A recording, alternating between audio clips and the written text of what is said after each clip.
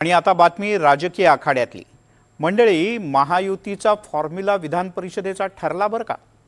पण हा ठरताना दिल्लीतल्या बैठका, मुंबईतल्या मॅरेथॉन बैठका, रात्री उशिराच्या बैठका, बंद दाराआडच्या चर्चा, पण अखेर फॉर्म्युला ठरला।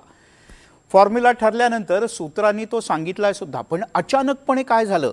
देवेंद्र फडणवीस हे विशेष हेलिकॉप्टरनं नवी दिल्लीला रवाना झाले। काय झालं नेमकं? कदाचित युतीच्या फॉर्म्युलात काही गडबड तर नाही ना?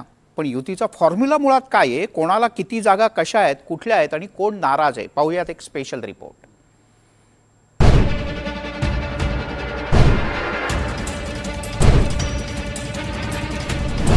महायुतीचं विधान परिषदेचं गणित जुळलं।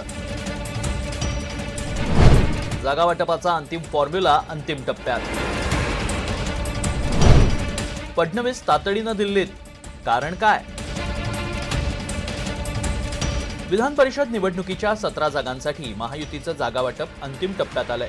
गेल्या अनेक दिवसापासून सुरू असलेले दावे प्रतिदावे, अंतर्गत मतभेद आणि दिल्ली दौऱ्यातील मॅरेथॉन बैठकांनंतर तिन्ही पक्षांमध्ये एकमत झाल्याची माहिती मिळतेय। 1 जून ही निवडणुकीसाठी उमेदवारी अर्ज भरण्याची शेवटची तारीख आहे। त्यामुळे एक दिवस आधी महायुतीच्या नेत्यांनी यावर अंतिम शिक्कामोर्तब केलं।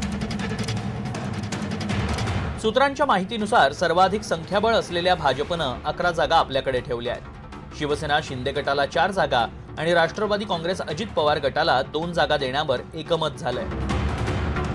सुरुवातीला भाजप 14 जागांसाठी आग्रही होता, मात्र दिल्लीतील मॅरेथॉन बैठकांनंतर भाजपनं मित्रपक्षांसोबत जुळवून घेण्याचा निर्णय घेतलाय। भाजपच्या वाट्याला आलेल्या जागांमध्ये अहिल्यानगर, धाराशिव, जळगाव, सोलापूर, लातूर, नांदेड, अमरावती, वर्धा, गडचिरोली, चंद्रपूर, भंडारा, गोंदिया आणि सातारा, सांगली या मतदारसंघांचा समावेश आहे। शिवसेनेकडून सुरुवातीला 7 जागांची मागणी करण्यात आली होती।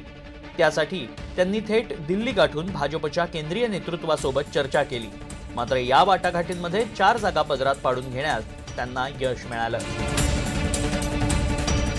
या जागांमध्ये प्रामुख्याने ठाणे, नाशिक, परभणी, हिंगोली आणि यवतमाळ या मतदारसंघांचा समावेश आहे। ठाण्याची जागा राखणं हा एकनाथ शिंदेंच्या प्रतिष्ठेचा विषय होता।